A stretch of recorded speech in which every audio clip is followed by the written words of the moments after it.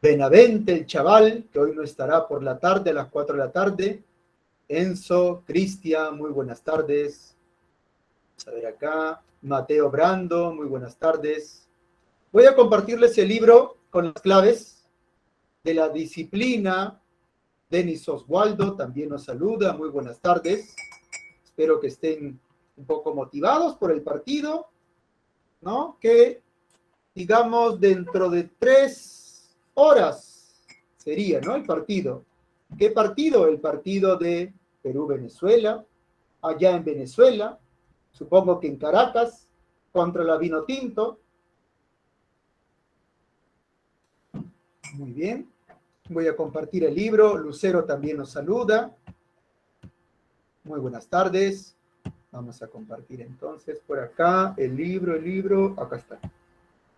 Este es el libro. Muy bien. Recuerda que desde la semana pasada estamos viendo, hemos entrado a la segunda parte del curso, a la parte de disciplinas, ¿no es cierto? Luego se ve lógica, así que, por favor, si ya estamos entrando a una segunda parte, hay que repasar la primera parte, esa parte histórica de la filosofía, porque durante casi 10 semanas, hoy estamos en la semana 12, hemos intentado resumir 2500 años de filosofía, desde el siglo VII antes de Cristo con Tales, pasando por Heráclito y Parménides, Parménides que criticaba el movimiento, Sócrates que criticaba a los sofistas, ¿no? Sócrates que buscaba una verdad universal, que propuso la mayéutica, la ética intelectualista. Aristóteles, ¿no es cierto?, que se enfrentó a su maestro Platón. Luego vienen los cínicos, epicúreos, estoicos y los escépticos, con la palabra epogé. No olvidar algunos términos griegos: arete, excelencia; argé, principio; hilozoísmo, materia que tiene vida; hilemorfismo, materia más forma; epogé, no opinar, no juzgar; ataraxia, tranquilidad del alma; apeirón, materia caótica o indeterminada; homeomería, semillas dispersas por el universo. Luego de esta filosofía griega que desarrollamos durante 3 semanas y compartimos vídeos, se desarrollaba al padre de la filosofía moderna, Descartes. Hay un conjunto de términos que aparecen con Descartes. Por ejemplo, Descartes buscaba una verdad de tipo matemático, cierta, evidente, clara, distinta, indubitable. ¿Y cuál es esa verdad indubitable? El yo pienso, yo, ego, ego. Champú, ¿te acuerdas como el champú? Yo. Champú Descartes, champú ego, porque en latín ego significa yo. Cogito ergo sum, yo pienso, yo existo. La primera verdad es el sujeto, la subjetividad, incluso más verdadera, aunque no lo creas, que la propia matemática, ¿no? Entonces, y no olvides que Descartes habla del innatismo. Él cree que antes de nacer ya nacemos con conocimiento, ya nacemos creyendo en el infinito y la perfección, que es Dios. Esta idea se opone a la tabula rasa del empirismo, mente en blanco o caja vacía. No olvides también al gran Kant. Kant es la síntesis, ¿te acuerdas?, de racionalismo y empirismo. Conocemos tanto con la razón como con los sentidos. Para Kant el conocimiento es limitado y modesto. Solo conocemos apariencias fenoménicas creadas por nuestra mente, giro copernicano, y nunca, nunca, nunca, nunca llegamos a conocer la cosa en sí o noumeno, nunca. Hay 3 tipos de juicios, ¿te acuerdas en Kant? Analítico, sintético, analítico a priori, sintético a posteriori, y los juicios de la ciencia, como tu libro de física, sintéticos a priori. Hegel, la dialéctica de la contradicción, tesis, antítesis, síntesis, ¿no? Para Hegel, la historia es la lucha de la humanidad a través de las revoluciones, de la negatividad, para ser más libre.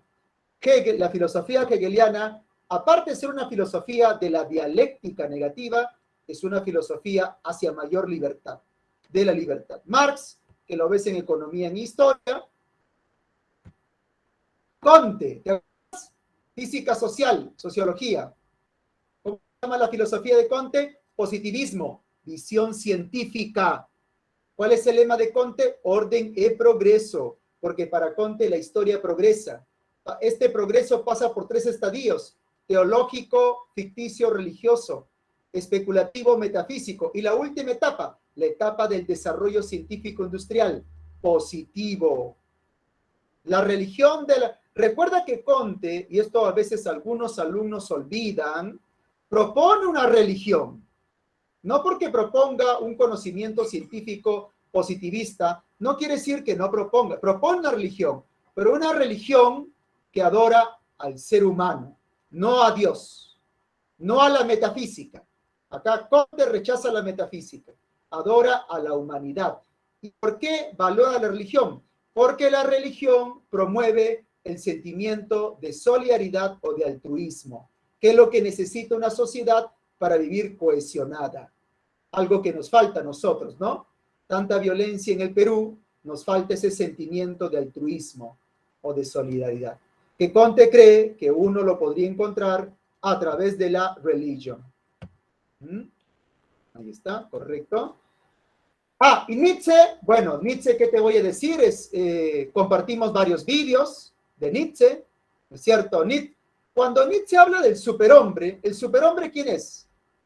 Tiene la fortaleza de aceptar la vida tal y como es, tiene un espíritu dionisiaco, ¿cierto? Es como el niño inocente que juega y baila, además, practica la moral de señor o de amo, no confía en el progreso, no cree en el progreso, porque en el fondo cree que todo al final termina retornando, el eterno retorno, mata a Dios, no cree en Dios, Dios ha muerto, transforma los valores, critica a Platón, critica a Sócrates, critica el cristianismo, critica el judaísmo, critica la modernidad, critica el marxismo. Yo no soy hombre, soy dinamita.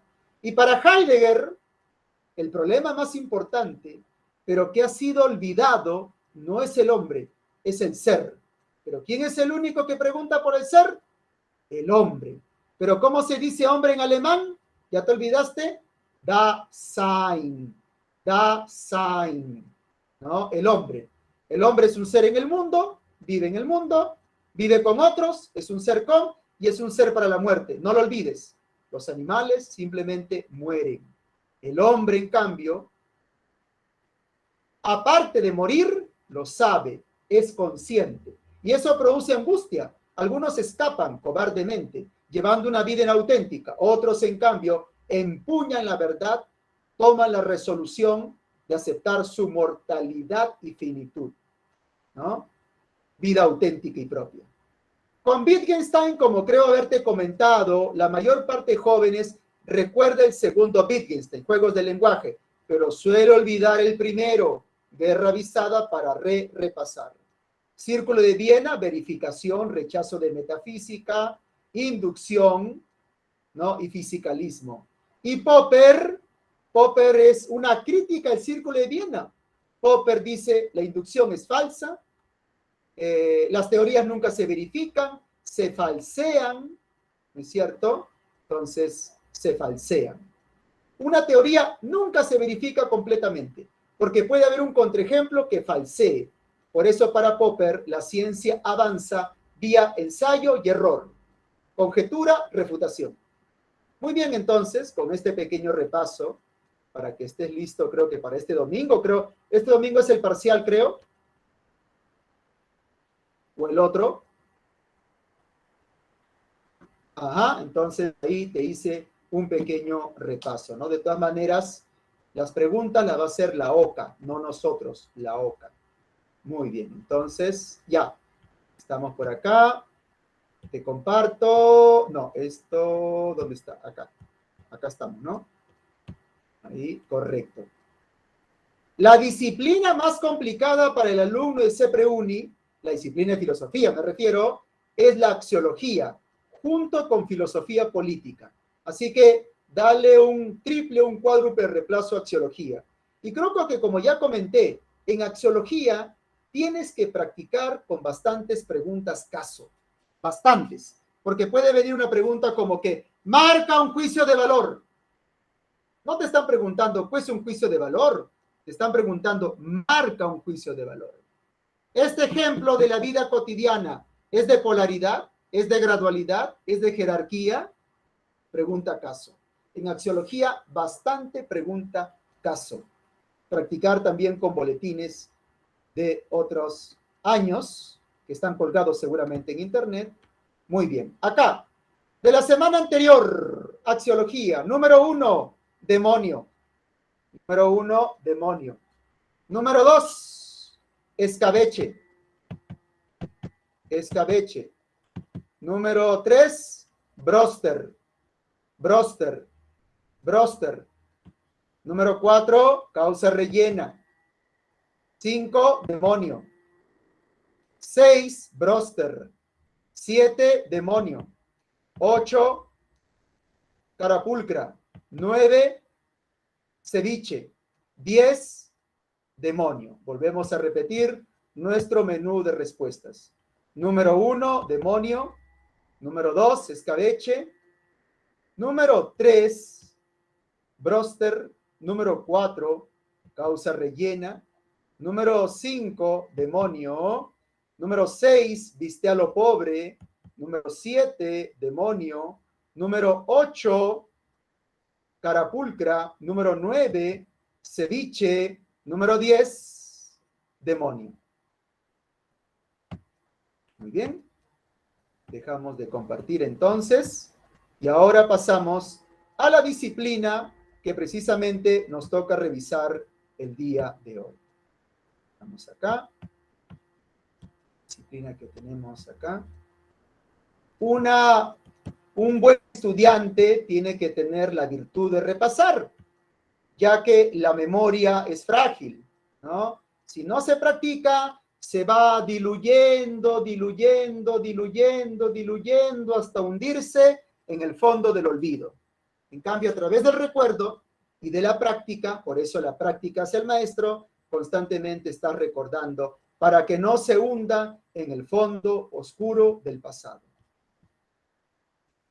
Muy bien, entonces ahí está. ¿Correcto? Hoy vamos a ver, si la clase pasada vimos axiología, todo tipo de valores vitales, económicos, hoy vamos a ver una visión restringida. Hoy veremos valores morales. Y la ética cada vez más se enseña en las universidades. Creo que en la uni también se enseña. Creo que en la uni se enseña introducción a la filosofía y ética. Cada vez más universidades están implementando introducción a la filosofía y ética. ¿Por qué las universidades están implementando ética? Por todos los problemas de injusticia, de corrupción o de violencia que vemos en el mundo, pero específicamente que vemos en el Perú. El problema de la corrupción es un problema actual, no es un problema del pasado. Incluso una vez un historiador peruano que enseñaba en los Estados Unidos escribió un libro, Historia de la corrupción en el Perú, y te contaba la historia del Perú a partir de los actos corruptos desde la colonia hasta el gobierno de Fujimori y Montesinos. Libro además que lo suelen vender, el historiador falleció, pero su libro se convirtió en un bestseller. Historia de la corrupción en el Perú. Hemos visto cómo nuestros últimos presidentes están juzgados, comprometidos con actos de corrupción. Desde Toledo, Alan García, que ya no se encuentra en este mundo, ¿no? Ollanta, PPK, ¿no es cierto? Vizcarra. Entonces, ante este problema de corrupción, es necesario reflexionar qué ocurre con el sujeto. ¿Por qué algunos no son capaces de respetar la norma, la ley? ¿Por qué no tienen conciencia moral? ¿Por qué no tienen vergüenza de lo que hacen? Entonces, la ética se vuelve fundamental. Sin ética, la sociedad sería un estado de guerra constante, todos peleando entre todos. Pero felizmente, el ser humano, aparte de ser un animal, tiene conciencia del bien y del mal y es capaz de vivir armoniosamente. Sin ética, la sociedad sería un estado de guerra constante, un estado de anarquía y caos. Pero tenemos eso que llamamos conciencia moral, que nos aleja del mal y nos acerca al bien.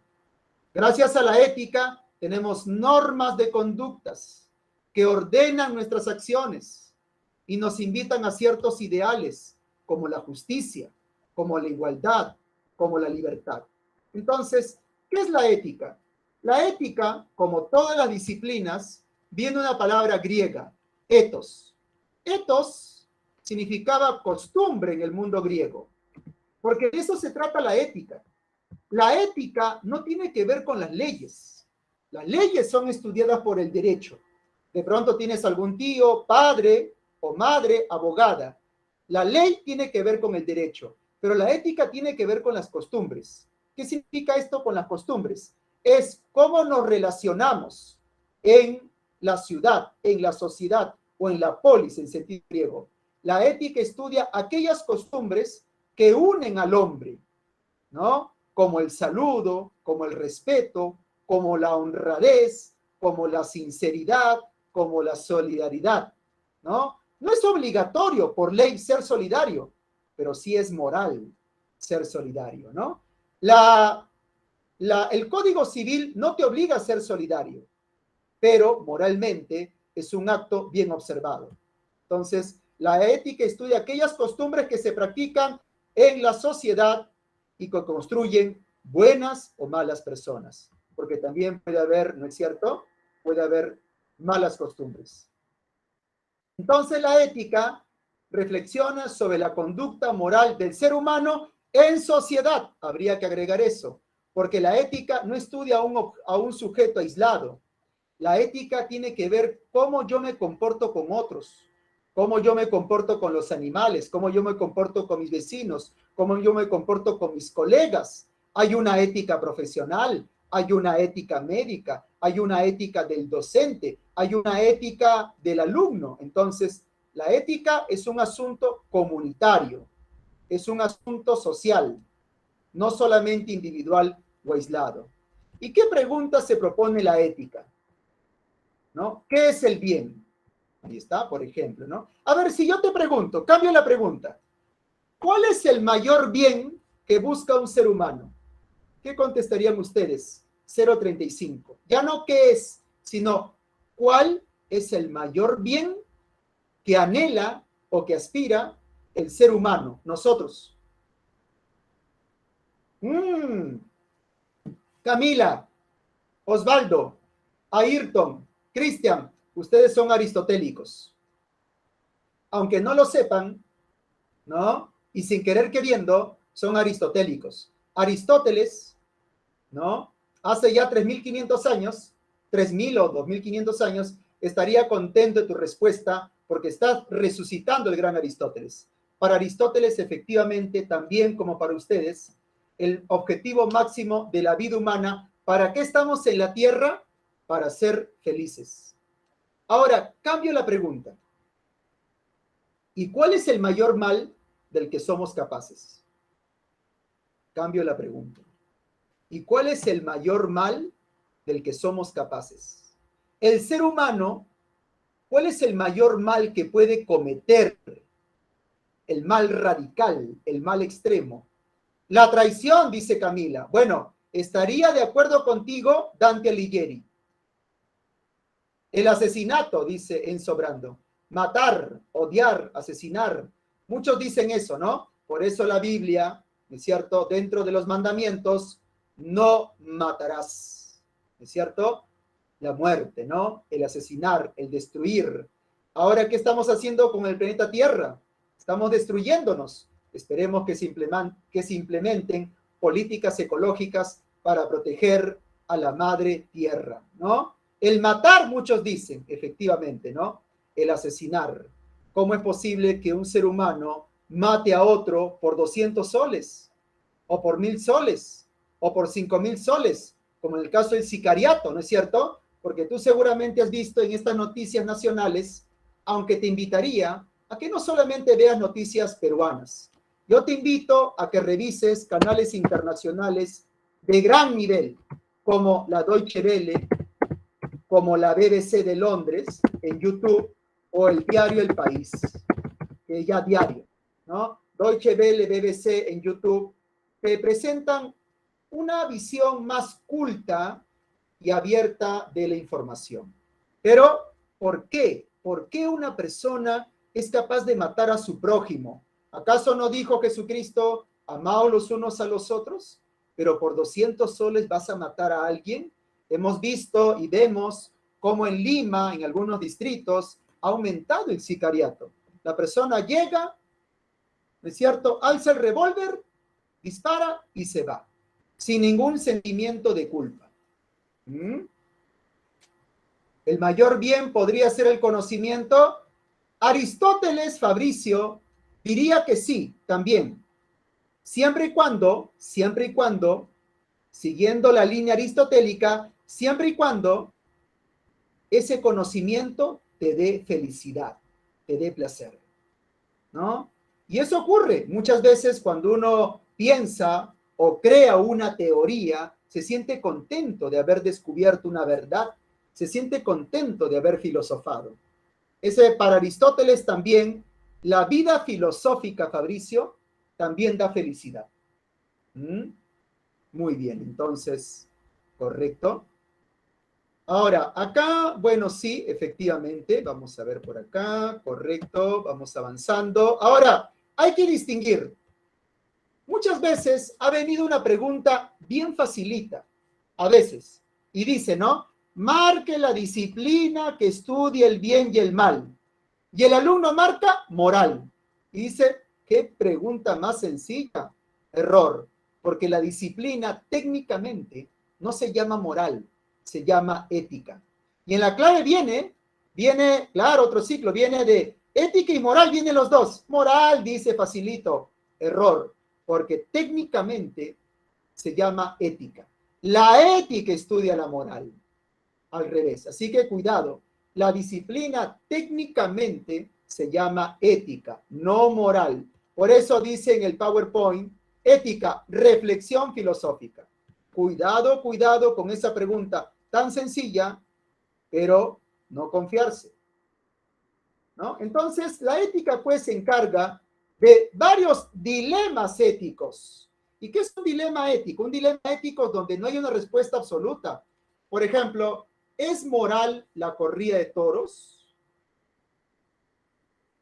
Todo un debate, ¿no? ¿Es moral comer carne animal?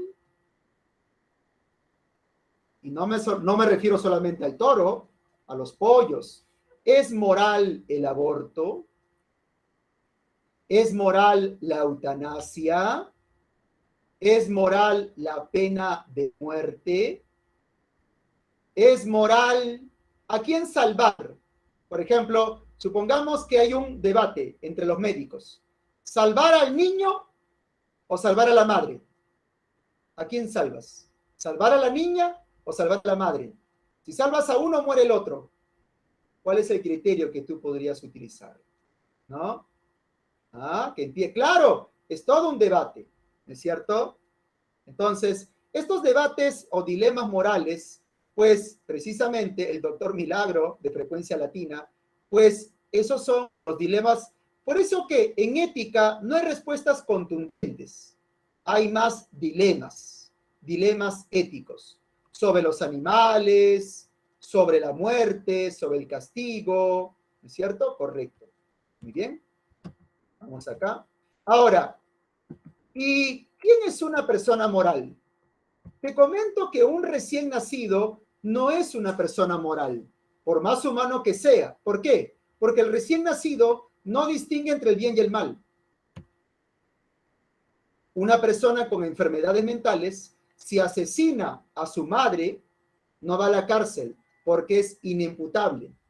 ¿Te enteraste hace poco, y eso lo vi en Canal 9, te enteraste que una persona con enfermedad mental le tiró una piedra a una niña en la cabeza? ¿Viste esa noticia en un ladrillo? ¿Te enteraste? Claro, pero esa persona no va a la cárcel porque lo ha hecho sin conciencia, dentro de su locura que habrá caído, ¿no?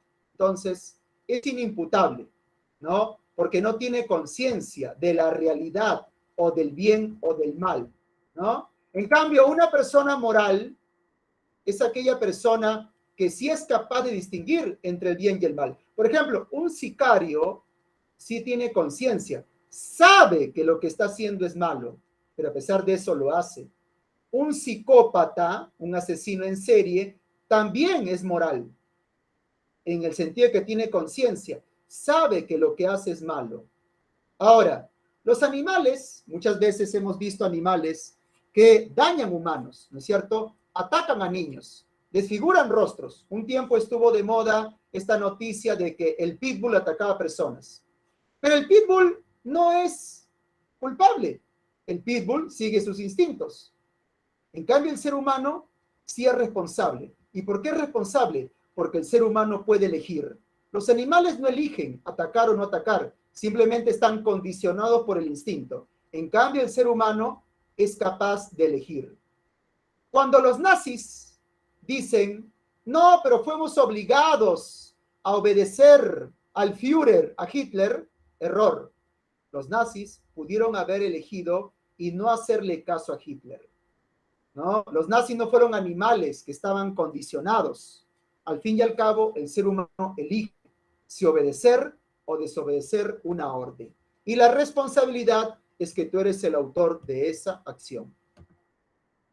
Por eso, la persona amoral, ¿no? Es la persona, por ejemplo, este caso de la persona que arrojó el ladrillo con... Felizmente, ayer vi la noticia de que la niña ya está recuperada y en casa, totalmente sana. Pero el enfermo mental no va a la cárcel, va a un centro psiquiátrico. No es responsable de su acto. El feto tampoco es moral. El niño tampoco es moral, ¿no? Correcto. En cambio, ¿a quién llamamos inmoral? Inmoral es la persona que sabiendo que es lo malo, miente, roba, es corrupto, engaña, chantajea, mata el inmoral, ¿no? Y ahí tenemos a nuestros políticos, lamentablemente, ¿no? Cuando se supone que la política debe ser el lugar de servicio a la polis, porque ahí viene la palabra política, a la comunidad, tenemos estos inconvenientes, ¿no? Entonces, muy bien, correcto. Entonces vamos a Profe, una ver pregunta. ética, ¿sí? ¿Alguien quería participar? Sí, en la anterior diapositiva donde daban las características de persona moral, si se cumple 2 de 3, ¿ya no sería moral? Es que una lleva a la otra, ¿no? Una lleva a la otra. Por ejemplo, dos básicas, las dos básicas es conciencia y libertad, ¿no? Las dos básicas es conciencia y libertad, ¿no? Las dos básicas. Por ejemplo, si no tiene conciencia, complicado que sea libre y responsabilidad. Por ejemplo, o un ebrio se considera como inmoral. Ya, ahorita contestamos eso. Por ejemplo, ¿quién no tiene conciencia? Una piedra. Entonces ahí complicado que sea libre y responsable. Si es consciente, es libre. Ahora, la responsabilidad es una consecuencia. Ahí básicamente la primordial es la conciencia. Es la conciencia. ¿Mm? Ahora, la libertad es a veces complicado, la libertad, porque muchas veces una persona puede tener conciencia, pero estar postrado en la cama, ¿no? Entonces ahí un poquito que se va complicando, ¿no? Se va complicando un poquito el tema de libertad, pero la básica es la conciencia. Y la responsabilidad se da como consecuencia de las dos anteriores.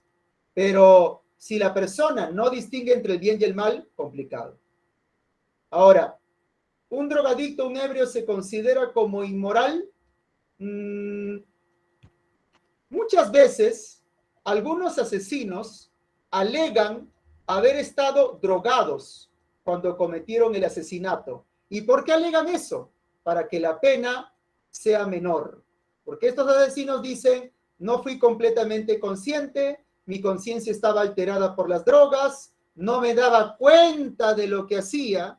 Entonces muchas veces alegan eso para que la pena les baje.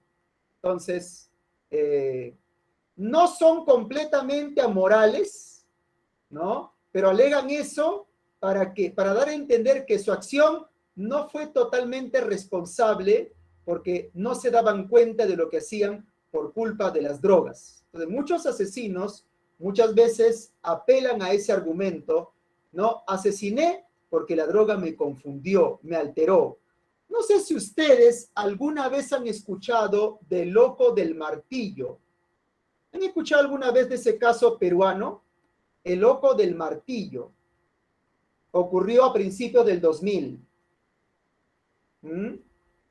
Busquen en internet. El loco del martillo. Un joven de clase alta que asesina a su amiga, ni siquiera a su pareja, a su amiga, de la que estaba enamorado, a martillazos. Eso se busca en internet, el loco del martillo, ¿no? Y él alegaba, ¿no es cierto?, que había cometido eso porque estaba bajo las drogas. Es un caso peruano, ¿no? ¿No es cierto? Muy bien. Entonces, mejor no, dice, porque voy a tener pesadillas. No hay mal que por bien no venga, dice. Correcto. Entonces, ahí está. Ética antigua, ética de la virtud.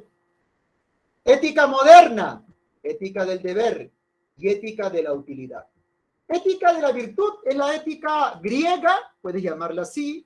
Ética antigua, también puedes llamarla así, o puedes llamarla ética aristotélica. Y tú ya lo has dicho, para Aristóteles, ¿cuál es el fin de todos los actos? Todos los actos tienen como fin la felicidad. Ahí está. ¿Y cómo se dice fin en griego? Esto lo expliqué cuando enseñamos a Aristóteles en la semana 4. ¿Cómo se dice fin en griego?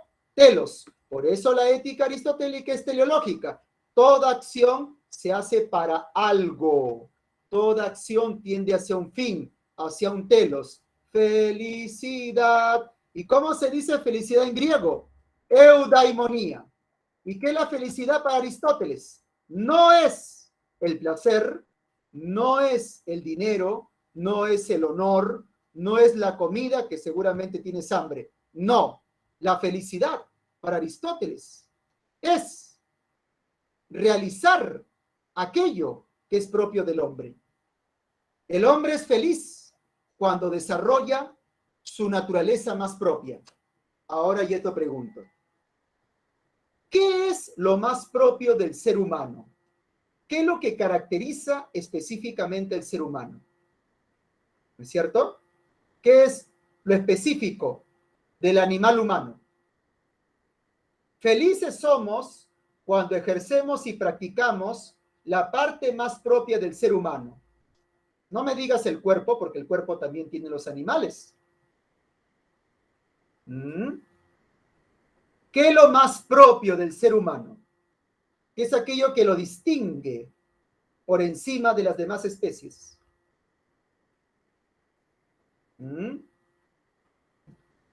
La razón efectivamente, ¿no? La razón es aquello que nos distingue. Entonces, para Aristóteles, si tú quieres ser feliz, tienes que utilizar tu razón. Es decir, si tú quieres ser feliz, no te dejes dominar por las pasiones o por las emociones. Controla tus pasiones por medio de la razón. Solo será feliz aquel que es capaz de controlar sus pasiones por medio de la razón. Porque las pasiones son irracionales, son anárquicas, te causan desorden y sufrimiento. En cambio, la razón administra con inteligencia las pasiones. Por eso hay un famoso libro de, no recuerdo ahorita el nombre, de Goleman, que se llama Inteligencia Emocional. Tú, para ser feliz, no tienes que sentir emociones, o sí sentirlas, pero con inteligencia, con racionalidad.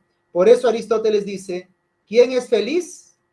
Es el ser humano que ha desarrollado su naturaleza más propia, su naturaleza racional. Entonces, Aristóteles te diría, ¿quieres ser feliz? Piensa, ¿Quieres ser feliz? Razona, o como diría Gareca, dirigidos hoy ante Venezuela, ¿quieren ser felices? Entonces, pensá, pensá, pensá, pensá. No se dejen llevar por la emoción, porque se van a desordenar. Pensá, pensá, pensá. Por eso dice, la felicidad solo puede ser alcanzada siendo racional. Entonces, ¿no? 3 características de la felicidad: autarquía, depende de sí misma, la felicidad depende de sí misma, perfecta y excelente, ¿no? Ahora, la pregunta es, ¿y cómo ser feliz? Ya te he mencionado algo, pensando, reflexionando. Por eso tus padres, ¿qué te dicen? Hijo, hija, piensa antes de actuar, no te lances apresuradamente, piensa antes de actuar, o lo que te recomienda Gareca, pensar. Entonces, lo que recomienda Aristóteles para ser feliz es practicar el hábito del justo medio. Por favor, no cometas excesos. Como dice la publicidad, nada en exceso, todo con moderación. Una persona que quiera ser feliz no puede cometer excesos o defectos porque los excesos te harán sufrir. Por favor, practica la moderación, practica el término medio, practica el justo medio, evita los excesos. Por eso, Aristóteles dice, ¿dónde está la virtud? ¿Dónde está la excelencia? En practicar el término medio. Todo aquello que sea excesivo será irracional, será doloroso y te produce sufrimiento. Por eso Aristóteles señala, por ejemplo, en la guerra, en el contexto de guerra, no seas temerario, porque puedes morir, pero tampoco sé cobarde, es otro extremo. Término medio, sé valiente. En la economía, no seas derrochador, te quedarás sin dinero, pero tampoco sé tacaño porque se ve mal, sé generoso. En el amor, no seas dependiente emocional, ¿no? Dependiente de tu tóxico, tu tóxica, no, pero tampoco te niegues al amor, otro extremo. Ama sabiendo que el otro es libre. Ama sin apego, ama racionalmente. Como ves, Aristóteles diría, practica el justo medio. Y ahí tú puedes tomar una captura de pantalla. ¿Cuáles son los justo medio? Aquí están. ¿Cuáles son los extremos de lo que habla Aristóteles? ¿Y cuál es el justo medio que habla Aristóteles? Los extremos son los que están en verde y rojo. Y el término medio que te recomendaría Aristóteles entre esos extremos está en color medio marroncito plomo, ¿no? Ahí está. Si quieres, tómale una captura de pantalla, porque esos serían los extremos que diría Aristóteles. Evítalos, porque te producen dolor y sufrimiento. Practica el término medio. Como te digo, como dice la publicidad, nada en exceso, todo con moderación, término medio, justo medio. Pero para elegir justo medio, reflexiona y piensa. Correcto, muy bien. Por ejemplo, la amistad, mira, no seas un adulador, porque el adulador no es realmente tu amigo. Quien te adula constantemente no quiere ser tu amigo, simplemente te adula porque quiere sacar un provecho de ti. Aversión, no quiero tener amistad con nadie, es otro extremo. Término medio, la amistad sincera. Muy bien. Ahora, tenemos ahora la ética moderna, la ética kantiana. Y la ética kantiana es una crítica a la ética aristotélica. Para Kant, el fin máximo de la acción no es la felicidad. No, directamente lo dice. La ética no puede buscar la felicidad, porque entre la felicidad y el deber, ¿qué es más importante cumplir? El deber. Por ejemplo, si yo me encuentro el celular de Camila, supongamos que hemos vuelto a la presencialidad, y yo me encuentro el celular Samsung de Camila, tengo dos opciones. O pienso en mi felicidad, que sería quedarme con el celular de Camila, o pienso en mi deber, que sería entregarlo a su dueña. Entonces, si tú piensas en tu felicidad, te vuelves inmoral porque te quedas con un objeto ajeno. Pero si tienes conciencia del deber, lo vas a entregar. Entonces, ¿en qué se fundamenta la moral?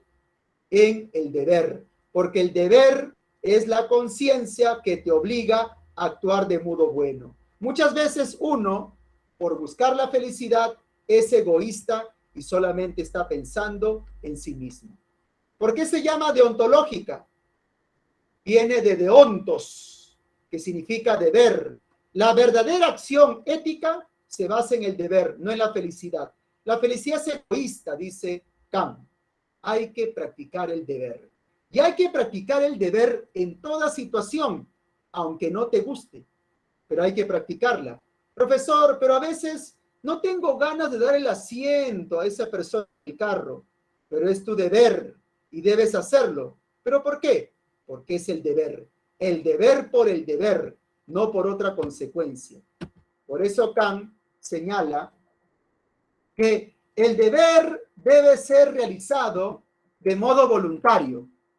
Eso sería lo ideal, que tú des el asiento porque quieres, que tú entregues un objeto robado porque quieres, que tú de pronto, si trabajas como taxista, devuelvas 2,000 soles que se quedó en tu carro, quieres. Porque si tú tienes una tienda, no estafas a nadie al vender, no es cierto, al pesarle el arroz o los frijoles, porque nace de ti. La verdadera acción moral debe nacer de ti, debe ser voluntaria, debes hacerlo libremente, no depender de otros. Eso sería excelente, que el deber lo cumplas por ti mismo, libremente, no por coacción, no por obligación, no porque alguien te está mirando.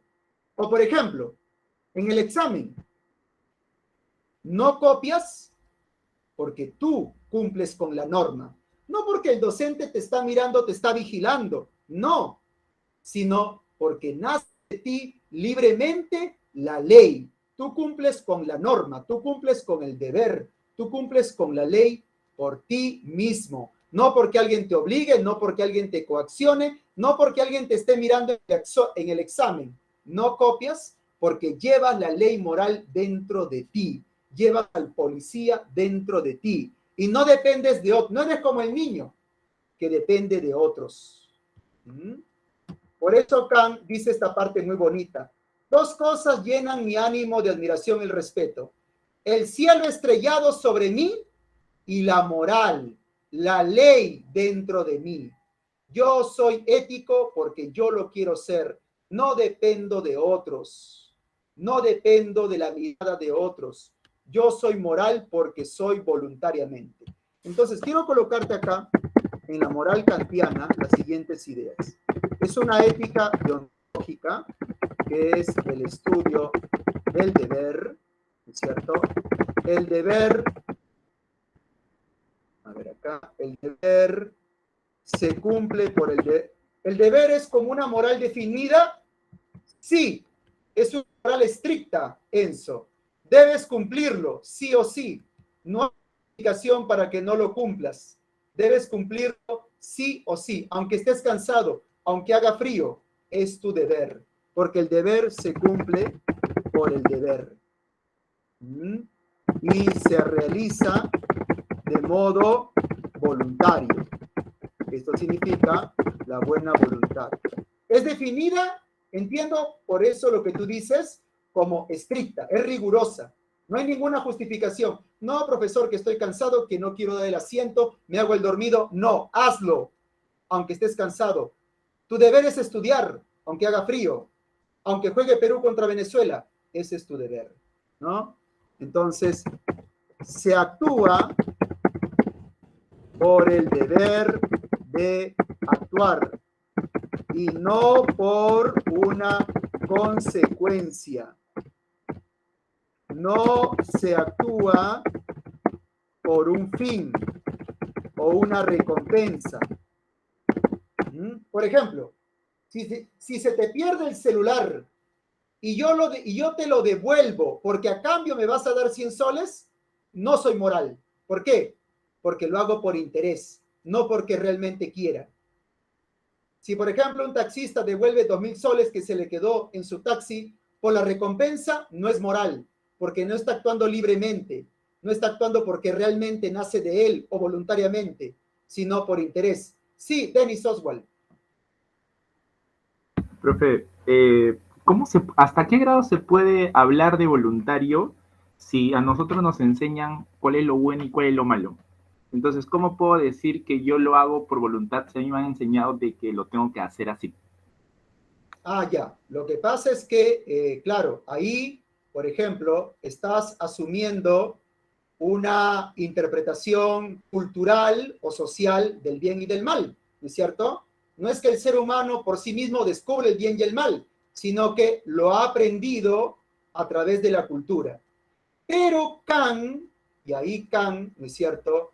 Kant no tiene esa posición cultural o social o histórica.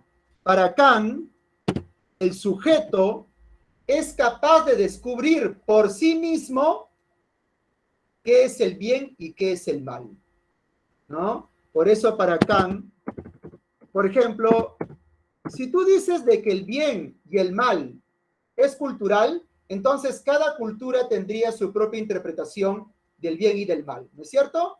Habría una ética árabe, una ética asiática, una ética latinoamericana. Kant diría no, porque Kant defiende una ética universalista. Así es, una ética válida para todos. ¿Qué, profesor? ¿Kant cree que hay deberes universales? Sí. ¿Que hay deberes mínimos universales? Kant no estaría de acuerdo con esos que proponen de que los valores cambian con el paso del tiempo. No.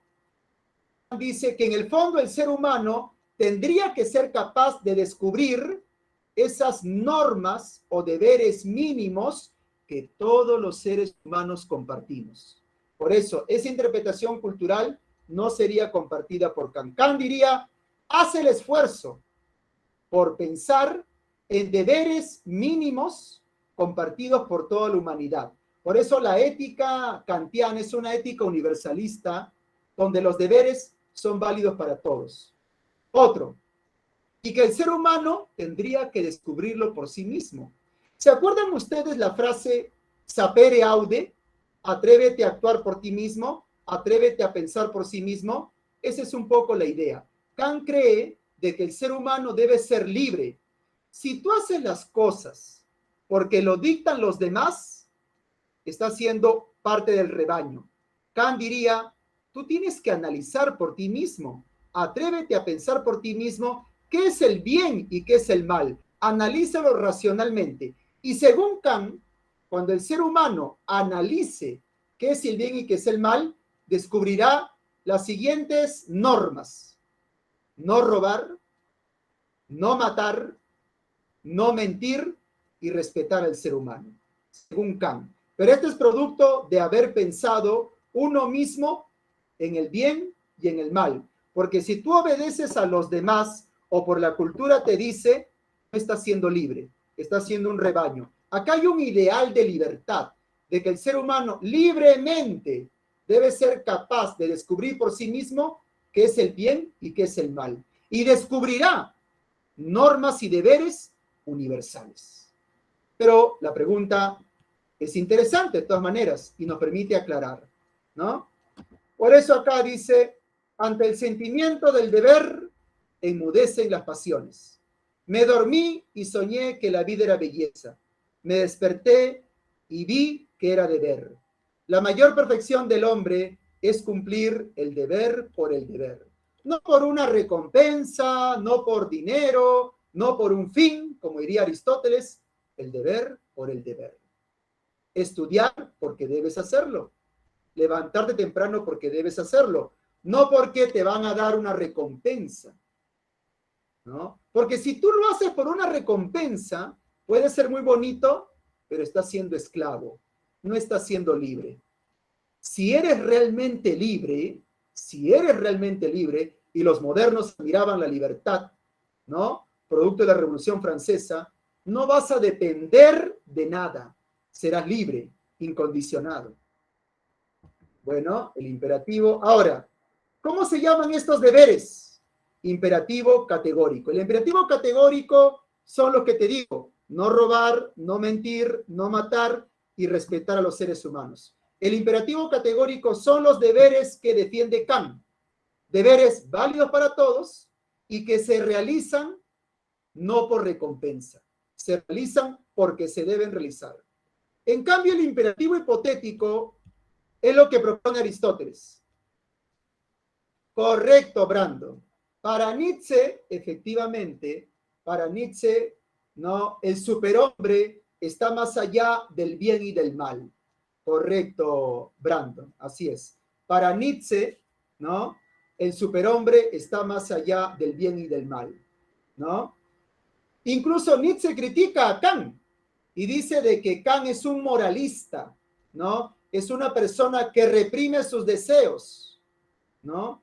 Que más y que la moral kantiana reprime los deseos humanos, ¿no? Es un moralista. En el fondo, Kant, dice Nietzsche, creo, es un luterano, ¿no? Tiene una moral cristiana, tiene una moral pacata. Para Nietzsche, la filosofía en el fondo está influenciada por el cristianismo. En todo este énfasis en la moral, en el bien, el deber, no es más que el cristianismo que quiere reprimir las pasiones, que quiere reprimir los sentimientos. Toda esta teoría kantiana en el fondo es cristiana o luterana, porque los alemanes, ¿no es cierto? Lutero. Una moral pacata que no quiere enfrentarse a los deseos. Ahora, te comento, imperativo hipotético es lo que propone Aristóteles. Haces las cosas por un fin. Contra eso opina Kant, ¿no es cierto? Hipotético es lo que critica Kant. Muy bien, entonces, ahí está. A ver, esto. La ética utilitarista creo que se explica con esto. La ética utilitarista ya la hemos visto en axiología. Buscar, ¿no? Pero sí, Enzo Brandon, tienes razón. Podría haber varias éticas, así es. En cambio, la ética kantiana no. Utilitarista, buscar lo útil o el provecho, pero no te olvides, para mayor cantidad de personas. Pregunto al salón, en esa imagen que estás viendo, un utilitarista, ¿a quién salvaría? ¿A 4 o a una persona? Acuérdate el criterio geométrico. Buscar el provecho para la mayor cantidad de personas, Brandon. 4, así es. 4, 4, 4. Porque si salvas a 1, provecho para 1. Si salvas a 4, provecho para 4. Por eso el utilitarismo utiliza este orden de geometría. La utilidad para la mayor cantidad de personas. Salvaría a las 5 personas que veo ahí. Y John Stuart Mill escribe un texto que se llama Libertad. Defiende la libertad de pensamiento, la libertad de acción y la libertad de asociación, ¿no? Tienes tú el derecho a pensar, por ejemplo, a creer, libertad religiosa, libertad de pensamiento. Puedes creer en Alá, ¿no es cierto? Puedes creer en Buda, puedes creer en la Pachamama, en Cristo, en Lutero, etc. Libertad de acción, ¿no? Tú organizas tu vida a tu manera, cosa que no ocurre en algunos países como China, donde en China hasta tener 1 o 2 hijos está controlado. Y libertad de asociación, que ahora está restringido por la pandemia. No puedes hacer fiestas durante las noches. Muy bien, entonces, por favor, practiquen con el material, con las preguntas. Acá entonces, por acá les voy a compartir algunos vídeos extras.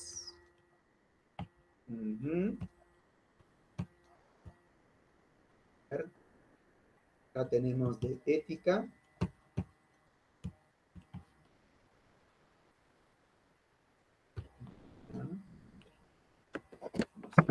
A ver si se puede. Sería correcto afirmar que al estar entre razón, por otro lado, sería afirmar que el estar en el término medio es estar en equilibrio. Así es, efectivamente. Así es Oswald, ¿no? Es cuando la razón administra inteligentemente las pasiones. En cambio, cuando las pasiones te dominan, te desbocas y cometes excesos o defectos. Por otro lado, ¿es posible ser racional al 100% y desprenderse? No se trata, Oswald, de desprenderse de la emoción o de no sentir pasiones. Se trata de este concepto que ustedes lo ven en psicología, inteligencia emocional. Es decir, están las pasiones, pero hay que administrarlas inteligentemente. Aristóteles lo dijo, de pronto puedes sentir cólera, pero hay que ser inteligente. ¿Con quién sentir cólera? ¿Cómo sentir cólera? ¿Qué decir al sentir cólera? ¿Dónde sentir cólera? ¿Ante quién sentir cólera? La cólera está ahí, pero administrarla con inteligencia. ¿Mm? Ahí está. Ahora, 100% es un ideal, ¿no? Es algo que es un ideal. La ética te habla de ideales. Por ejemplo, la justicia, ningún país del mundo es completamente justo, pero es un ideal al que tendemos, ¿no? Es un ideal al que tendemos. Son los proyectos del ser humano, ¿no? Ahí está, ¿correcto? Muy bien. Ahora sí, están compartidos los links. Son videos sobre ética. Dejamos de grabar.